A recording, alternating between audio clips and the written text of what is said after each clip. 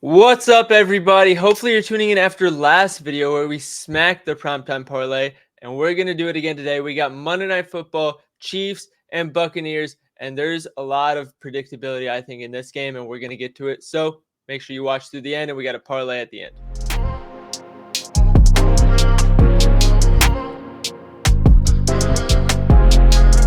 Welcome in, everybody. JJ, how are we feeling after last night's green? I'm ready to hit another one. I'm fiending for it. Once you get it, just that feeling a little bit, then you're like, okay, we're not celebrating. We want another one, and that's how Yeah, we're feeling now. we So locked in. let's get into it. We got the Bucks. They're obviously missing Godwin and Mike Evans. They do still have Rashad White and Bucky Irving in the backfield, and we know that the coach loves both of them, even though everybody with eyes can see that Bucky's playing a little better right now. But outside of that, what are you seeing in this Bucks offense in this game? Probably gonna be a lot of Cade Otton and probably targets to the running backs with Irving and Rashad White. Outside of that, I'm not sure how the young receiving core is gonna do. I mean, I wouldn't say Sterling Shepard's young, but you got Jalen McMillan and all that, Trey Palmer. They're gonna be facing a lot of press coverage. I think Chiefs play it by far league high. I think about 50% of the time, Always and have, that's always out of will.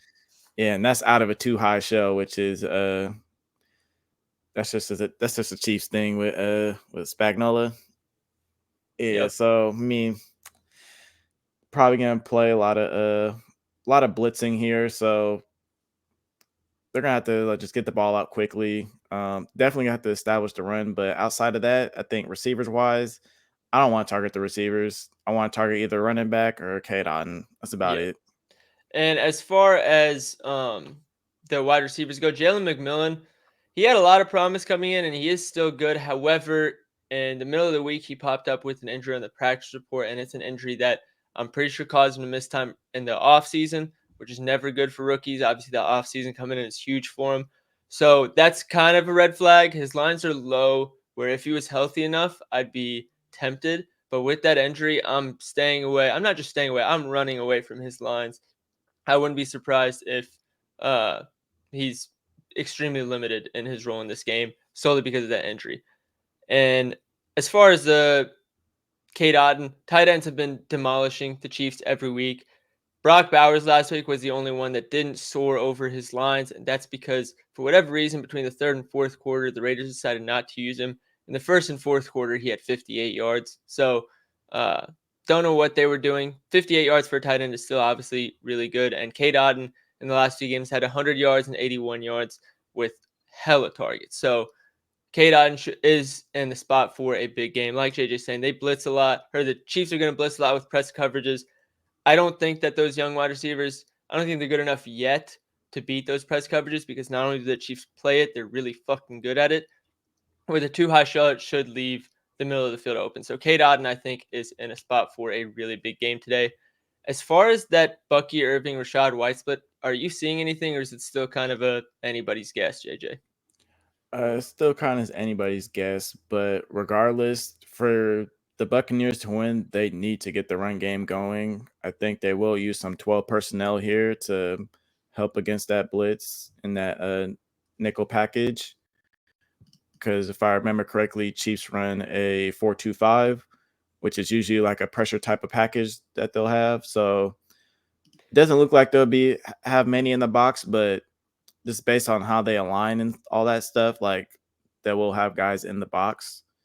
Um, just pick your poison who you feel like is going to go, and that's kind of how they've been doing it as well.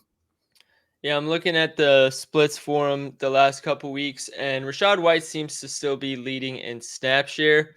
Bucky Irving has evened it out in rush attempts, and then it looks like Rashad White's getting more of the route share. So, if you wanted to target the Chiefs specifically in rush yards or specifically in receiving yards out of the backfield, that's helpful there. But yeah, I'm still not really inclined to play that game Yeah. personally. If anything, take like a team rushing or something like that. That's about it. Yep. As far as the special teams goes, there's nothing crazy. I think every kicker against the Chiefs has had at least 2 field goal attempts, except 2, but their field goals per drive isn't anything crazy, and their touchdown to field goal ratio isn't anything crazy. So if you do believe in the Buccaneers offense to drive down the field, there might be enough opportunities. But personally, without Chris Godwin, without Mike Evans, I don't know how much I believe in them. The system's there with the matchup, but I'm personally staying away. Let's get to the Chiefs offense. And Let's do DeAndre it. Hopkins is in the mix now. And he didn't play full routes last game, I don't think, but we got to see a little bit of that new element to the offense. JJ, what were you seeing? He wasn't playing in the slot like Andy Reid talked about. I'll tell you that. I think you looked it up earlier. The exact number you said is about like in the 80s. 86% of his routes came from out wide. I don't know. One, I don't know why he said that he was going to play out of the slot. Two, I don't know why you would play out of the slot. I wish I saw that quote before the game because I would have called it out immediately. There's not an abundance of quality X receivers like DeAndre Hopkins. I don't care how old he is. If you have him, you're utilizing him in that X role. And that's exactly what they did. Yeah. So with that probably works in a little bit of Kelsey in the slot. Who else? Who actually did they have in the slot last week? So out of the slot, they had Travis Kelce, 47% of routes, Noah Gray, 42% of routes, McCole Hardman, 58% of his routes. So it doesn't look like they used like DeAndre Hopkins, Xavier Worthy, Justin Watson. None of them had above 30%. So it looks like they just ran some two tight end sets and had one of them playing out of the slot. Which sounds like, as we always talk about, that slot role is very valuable in this style of offense. And Gray and Kelsey should be those guys again, especially because I remember earlier you talked about, well, behind the scenes, you talked about how they've been getting torched by tight ends. Oh, yeah. I think I can pull that up as well. But pretty much every tight end, at least starting tight end, has gone over against them. So I'm looking at it here. Pitts had 91 yards, Mark Andrews 41, and we know how bad Mark Andrews has been this year. Foster Moreau 54, Juwan Johnson 48, Kyle Pitts 88 again. The only tight ends who really had a bad game was Sam Laporta, and that was week 2 where Jameson Williams took it like 70 yards to the house, and then I think a turnover or two killed some yards or some drives. And then Isaiah Likely had 17, but again, Mark Andrews went over in that same game, so I'm not putting too much stress on that. Yeah, so I mean, yeah, for here, I think we target tight ends for sure, in my opinion. Outside receivers, you can maybe target Hopkins as well, because I believe Buccaneers still struggle with targets to outside receivers. I believe they're like top 5 in targets allowed to out wide. I'm checking right now. So Buccaneers, they're 6th. 6, close enough. Just off of memory, just working off these teams so often. Outside of that, I'm not really sure who else to target. What is your input on the running backs targets? So the interesting thing that I found between Perine and Kareem Hunt in terms of their route split is that Perine gets all the long distance downs and third downs. Kareem Hunt gets everything else. So you can kind of look for the split on what kind of downs defenses allow more check downs. And for Tampa Bay, it was actually early down snaps on third downs and long distance downs. I think their check down rate literally cut in half. So Perine's line is 7.5, which is low for him. Kareem Hunt's line is 12.5. He hasn't gotten too much receiving work lately in terms of like actual targets, but he's running about 15 routes per game. You think he's getting two receptions, 3-4 targets. 12.5 is a little bit of a low line for him, and running backs have been torching this Bucs defense in the receiving department. So pick your poison. Perine's probably a little bit more reliable if he's on the field. It's because he is going to be a pass catching option. Kareem Hunt will have more opportunity. You can go either way. I know people that are genuinely just playing both.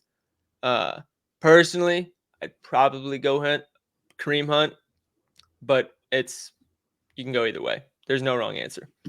I agree At with least that not as until after well. the game's over. Yeah. Anything else we need to talk about? Rushing wise for the Chiefs, the Buccaneers stacked a box at the highest rate in the league. We've seen what Kareem Hunt has been doing ever since that first game he played. He's kind of fallen off a cliff. He had 21 carries against the Raiders last week. I don't know how he finished with 59 yards, but He did. Should have been a lot better going against that Raiders run defense, who has been atrocious this season. Against the stack box, he's averaging 2.6 yards per carry. And against a neutral box, it's like 3.4, which I think is probably about average, but it should be a little bit better. I think it's probably slightly below average if you look at the actual sample size. But against a stack box and a neutral box, which is you combine those two, it's 7 or more defenders in the box. He has not rushed for more than 10 yards on a single carry for his longest rush. So I personally took the under on longest rush at 14.5. I think you could still play it down to 13.5 because I think his longest rush so far in the season's at 13. So either one would be fine with me, but obviously I prefer the 14.5, which was on DraftKings at this time of the posting. I'll say because man, them lines be moving. Oh yeah. One more thing in terms of the run game, because you're obviously talking about how good they are. They have the third best rushing DVOA defensively in the NFL, only behind the Chiefs and the Vikings. So Kareem Hunt hasn't been good. He's got an opportunity. He hasn't been good. And now he gets to not arguably, his worst matchup since he took over the role. So we'll see what happens. All right, parlay time. It's time for our new National Tight Ends Day. Indeed. All right, for everybody skipping to this point of the show, welcome. We cashed yesterday. We're going to try and cash today. Yesterday we did 3 legs. We watered them down.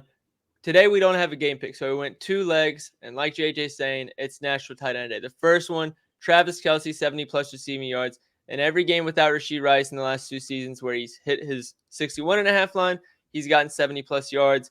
Tight ends that have played against the Bucs have all been soaring over their lines. And a lot of people are worried about the DeAndre Hopkins addition taking away some opportunity. I think it does the opposite because Rashee Rice took away a lot of opportunity because he ran into similar zones and ran similar routes outside, like from the inside.